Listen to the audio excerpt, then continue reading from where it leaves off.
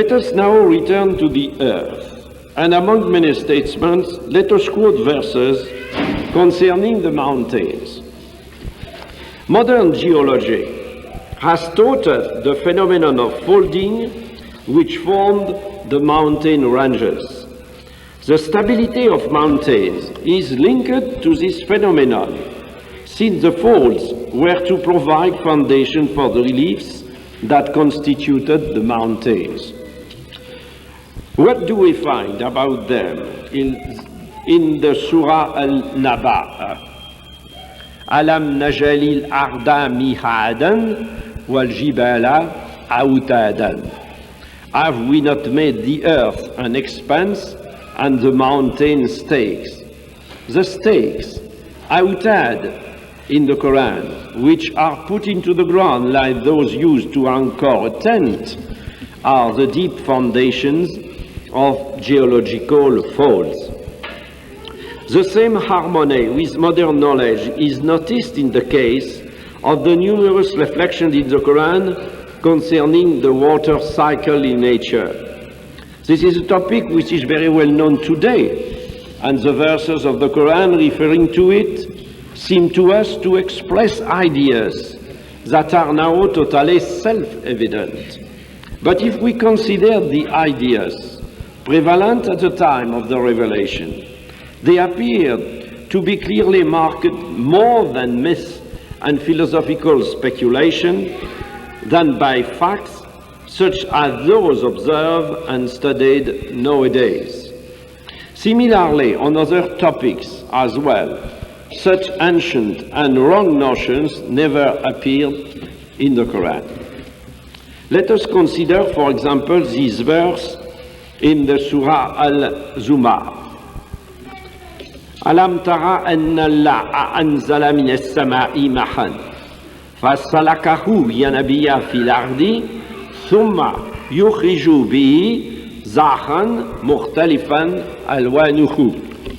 Hath thou not seen that God sent water down from the sky and led it through sources into the ground? Then he causes sown fields of different colors to grow. We must compare one of the aspects of the water cycle to which this verse alludes and other details about it given in the Quran with the ideas prevalent long ago. The first Korean description of the water cycle in nature dates back to the 16th century with Bernard Palissy. Prior to this, people talked about the theory whereby the waters of the oceans, under the effect of winds, were thrust to the interior of the continents. They then returned to the oceans via the great abyss, the Tartarus of Plato. In the 17th century, Descartes still believed in it, and even in the 19th century, there was talk of the theory according to which water was condensed in cool mountain caverns, forming underground lakes that fed springs. Today, we know that the infiltration of rainwater is responsible for this. But more than anything else, I have been impressed at first by statements in the Quran dealing with living beings, the animal and vegetable kingdoms, especially with regard to the origin of life, the origin of man and reproduction. It is only since modern times that scientific progress has made the content of many such verses comprehensible to us. The ancient commentators presented them according to their apparent meaning, which was of the utmost importance, of course, since it evokes divine omnipotence. But they could not give a view of their real meaning, lacking essential scientific knowledge which is necessary to understand it. Even today, numerous translations and commentaries of the Quran made by men with only a literary background give a mistaken view of their real meaning. Only a scientist is able to give an explanation. The biological allusions in the Quran are highly significant. Such is the case of a verse of the Surah Al-Anbiya, a part of which has already been quoted. أولم يرى الذين كفروا أن السماوات والأرض كانتا رتقا ففتقناهما وجعلنا من الماء كل شيء حي أفلا يؤمنون. Do not the unbelievers see that the heavens and the earth were joined together and we clothed them asunder, and we got every living thing out of the water? Will they then not believe?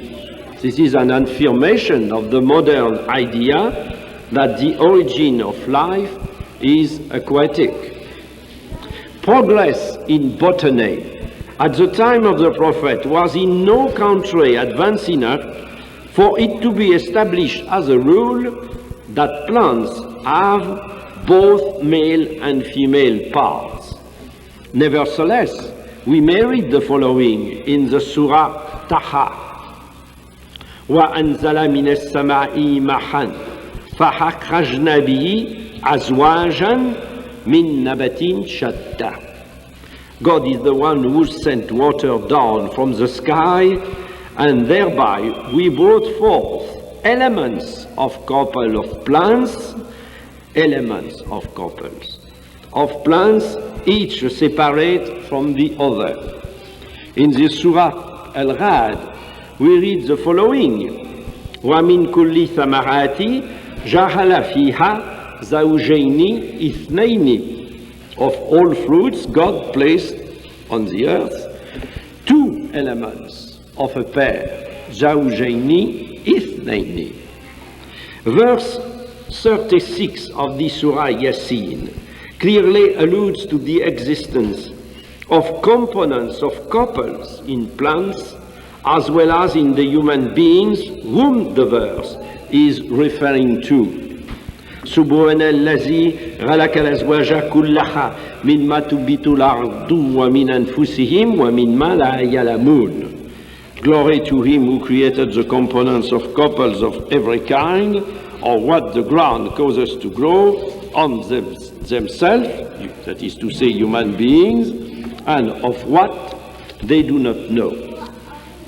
In the field of physiology, there is a verse which appears to be extremely significant. But to understand it, we have to know that chemical reactions occur in the intestine, and that substances extracted from food inside pass into the bloodstream, and that the bloodstream transports them to all the organs of the body, among which are the milk-producing mammary glands. That is precisely what is said in this verse of the Surah Al-Nahl. وَإِنَّ لَكُمْ فِي الْأَلَامِ لَعِبْرَةً نُسْقِيكُم مِّمَّا فِي بُطُونِهِ مِنْ بَيْنِ فَرْثٍ وَدَمٍ لَبَنًا غَلِيظًا سَائِغًا لِلشَّارِبِينَ. Verily in cattle there is a lesson for you. We give you to drink what is inside their bodies, coming from a conjunction between the contents of the intestine and the blood, a milk pure and pleasant for those who drink it. The Quranic revelation considerably enriched man with data about himself, as we shall see, but its teachings have been clearly and completely understood only in modern times. As a medical doctor, particularly attracted to the natural sciences and physiology, I must confess that when I read the Quran in the original text for the first time, these data concerning man were those which impressed me the most. This is the reason why, as soon as I finished my first study, the Bible, the Quran, and science, I seized a favorable opportunity to deliver a lecture before the French Academy of Medicine with a special reference to human reproduction in the Quran. In order to carry out a valid comparison, one must remember that there existed a host of superstitions and myths about this topic in days of old, and emphasized the absence of any reference in the Quran to the mistaken ideas prevalent at the time of the communication to man. Let us mention that several verses evoke the complexity of the male fertilizing liquid and the fact that an infinitely small quantity of this liquid, expressed by nutfa in the Quran, is required to ensure fertilization. This is also expressed by quintessence, if I may so translate the Arabic word sulala.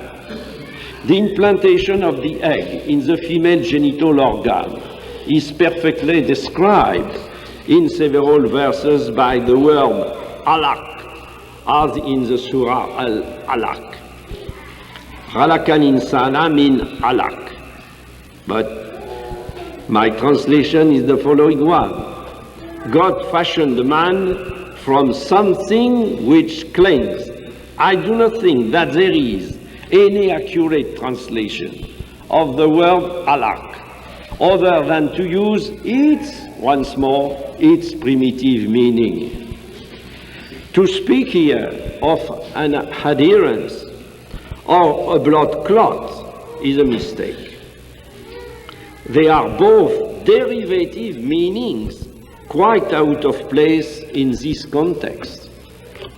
The evolution of the embryo inside the maternal uterus is a subject of reflection whose simple words correspond exactly to fundamental stages in its growth, as it appears in this verse of the Surah Al-Muminun. فَغَلَقْنَا لَلَكَةَ مُدْغَةً فَغَلَقْنَا الْمُدْغَةَ إِزَامًا فَكَسَرْنَا الْحِزَامَ لَحْمًا. We fashioned the thing which clinged into a shewed lump of flesh, and we fashioned the shewed flesh into bones, and we clothed the bones with intact flesh. Thus, an initial aspect of the embryo is evoked, and thereafter the muscles covering the bones. We know that the embryo passes through a stage when some of its parts are out of proportion with what is later to become the individual. The Surah Al-Hajj seems to allude to this. فَإِنَّا خَلَقْنَاكُمْ مِنْ عَلَقَةٍ مِنْ مُضْغَةٍ مُخَلَّقَةٍ وَغَيْرِ مُخَلَّقَةٍ. We fashioned you into something which clings, into a lump of flesh in proportion and out of proportion. In the Surah Al-Sajdah, there is a reference to the senses and the viscera. وَجَعَلَ لَكُمْ السَّمْعَ وَالْأَبْصَرَ وَالْأَفْئِدَةَ. God appointed for you the senses of hearing, sight, and the viscera. All these quotations are in harmony with what was to be discovered many centuries later.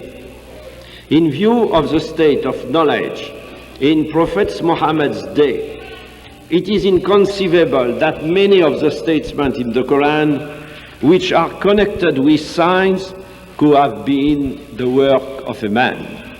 It is therefore perfectly legitimate not only to regard the Quran as the expression of a revelation, but also to award it a very special place on account of the guarantee of authenticity it provides and the presence in it of reflections which, when studied today, appear as a challenge to human explanation. Mr. Chairman, ladies and gentlemen, I want to thank you very much for your kind attention. Assalamu alaikum.